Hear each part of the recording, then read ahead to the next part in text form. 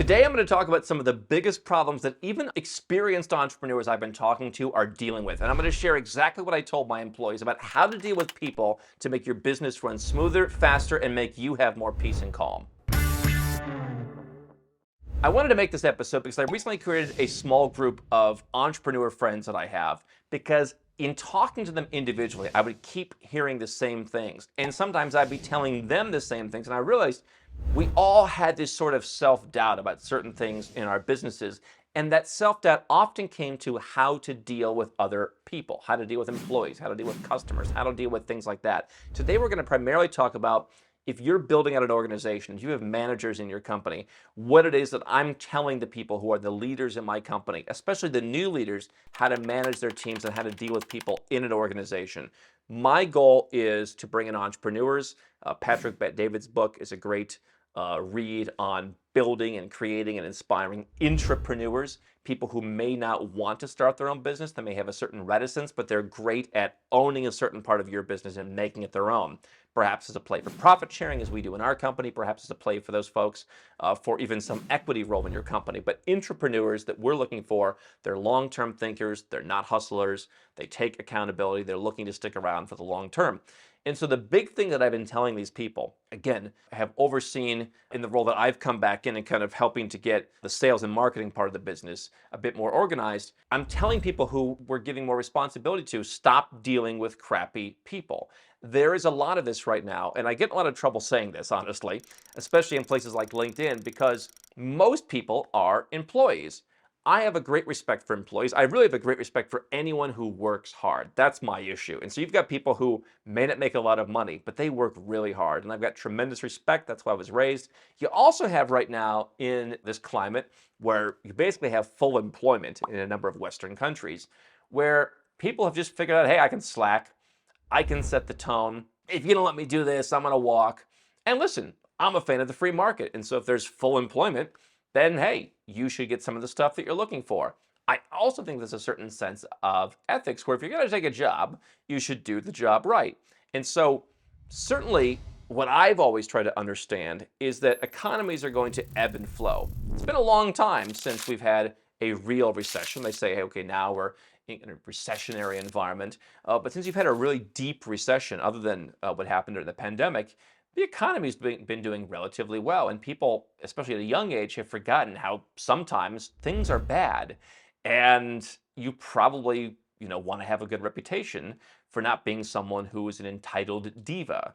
So I'm not going to tell people how they should act, but I can tell you when I had jobs as a kid, I realized, hey, my role is to, yes, sir, to a certain extent. And so stop dealing with crappy people. That has been my overall advice. What does that mean? It means, number one, attitude is everything. Now, I was talking to our operations manager recently, and he's in charge of all the customer service for all the clients that we have who are executing their plans. So they come in, we're the architect, we figure out what you need to do. You need to do these 11 things. And then, okay, you want to do those 11 things? We'll be happy to plug you into our network. We'll be happy to be your general contractor. He's the one who oversees all the people in that department. Came from Disney, worked with their parks, great customer service background, like really on all the customer service metrics. And he said, yes, attitude over skills, but attitude that leads to execution. So just having like a really nice person who's not that smart, who can't really get the job done, that's nice, and you always feel badly getting rid of that person. Sometimes you're tempted to let's find them some other smaller role, which I remember in Ray Dalio's book was the final death blow for me on that idea. It's like, that never works. Like if you've generally speaking, if you've got to shift someone's job, not because they're doing great and they're being elevated to the next thing, but just because this doesn't entirely fit, it's almost never succeeds that you move them from one role to the next because there was like a bad fit. Again, like we had someone who was great in customer service. They were leading salesmanship within that department. Hey, do you want a chance to work in the sales department? And they did, and they put in a great effort. Ultimately, they struggled to reach the top of the sales department. And they said, hey, listen, I want to be a great sales-focused customer service person and delight my customers. Hey, they put in the old college try, and that was great. But they were kind of moving up to a new role. That's different than, you're not really so good at this, but all right, maybe this will work for you. Very rarely works, and I heard Ray Dalio in his great book Principles talk about that. And so Attitude is the issue with execution. What you see right now is a lot of folks who come in. My big beef as a hard charging, moving at a million miles an hour entrepreneur is I've always been willing to get my hands dirty, maybe a little bit too much. And maybe that's held me back at sometimes, doing a little bit too much of getting my hands dirty when it was needed. But I think what I've developed is the team at least knows I am not sitting in my ivory tower, afraid to come down and do stuff. I'm willing to do the heavy lifting. You don't see a lot of these very corporate type managers come in to where, generally speaking, if you've worked at a company that's corporate at all, our experience is you're not going to change. And so what that corporate environment is you come in and you expect everything to already be working perfectly. If you run a business the size of Nomad Capitalist, I think there's actually a halfway decent chance that minus the corporate governance and all the Wall Street stuff, you could be the CEO of a company like Unilever, for example, or Johnson & Johnson, because there's so many systems in place and there's so many people in place. But when you're building an organization from scratch, I mean, and our company's over 10 years old, but still we're growing, we're rolling out new things, we're constantly trying to improve. There have been issues where perhaps certain cultural elements, probably I gave that too long to where, I'm now fixing stuff that I probably should have fixed earlier. But the bottom line is if you're building an organization, you don't need people who are used to corporate, everything has to be settled. We figured out, for example, that hiring flight attendants, people, during the pandemic would come and say, oh, I've got customer service, it's high level, I've worked with high net worth people by, working in first class, whatever. And the attitude wasn't there. And also the experience of where's my 6-month training course where every little thing is scripted for me. It just, generally speaking, didn't work. And so the advice that I'm giving people right now is stop giving second chances. That's the first big piece of advice. Beyond stop tolerating crappy people. What does that mean? Number one, give second chances. But as one person told me, sometimes you give them 100 second chances. And realize that people are never going to, if you have to fire someone, if you have to discipline someone, if you have to do whatever someone is that they don't like, even if you're just laying down the law and the person generally wants to work at your company and you've got to lay down the law and they just don't like the direction. What our operations guy said was sometimes there's just, personality disputes where someone comes in to lead a department or gets promoted from within to lead a department and they just don't get along with some of the people. You're never going to get like, oh, well, thank you for telling me that I'm wrong and we're not going to do it my way. Give second chances, but not 100 second chances. And so what I see, oldest, mantra in the book, hire slow, fire fast. If you can't hire fast and fire fast, people hear that. And much like I think they hear Ray Dalio's radical transparency, it sounds like a great idea, but when it comes time to actually do it, well, am I sure? Is it not just me? You have to trust your gut. And so stop giving second chances, stop tolerating bad attitudes, and you know what that means. What I see a lot of these new leaders do, and honestly, I'm telling you, I talk to entrepreneurs who are making millions of dollars a year, but they've built things from the ground up. They have the same attitude that I grew up with, very Protestant, where it's like, don't think that you're any better than anybody else. I've applied that attitude way too much in my own life, where, I let random people get to me.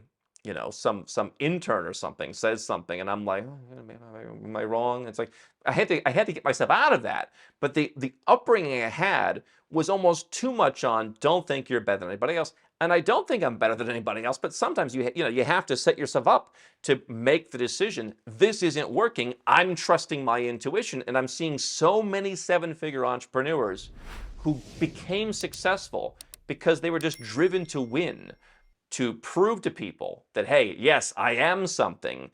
And then that same thing that drives them is telling them in the back of their head, well, maybe I, should give this person 100 chances because, well, they told me like it's not fair. Of course they're going to tell you it's not fair, right?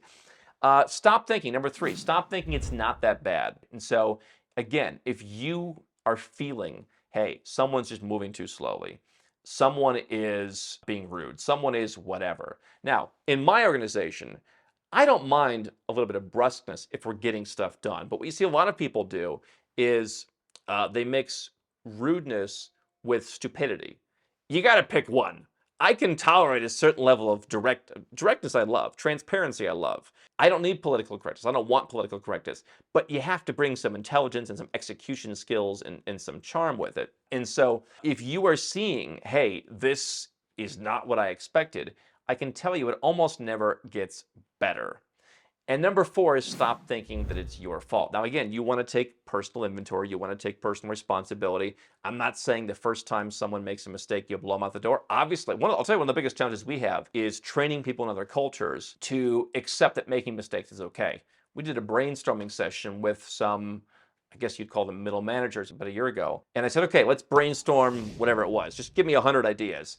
And they sat and really vacillated over like everything. Oh, and I don't like that one. Okay, take that one back. And I'm like, guys, we're just throwing 100 ideas out there. And they really, it was hard for them, even though they're very successful in their individual fields in the company. They are experts at what they do.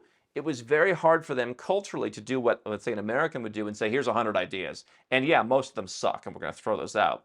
And so for me, I spent a lot of time saying, well, maybe I'm doing something wrong. Maybe I'm not communicating. That's what you hear. And I would talk to friends of mine who run very successful businesses back in the US or Canada, what have you.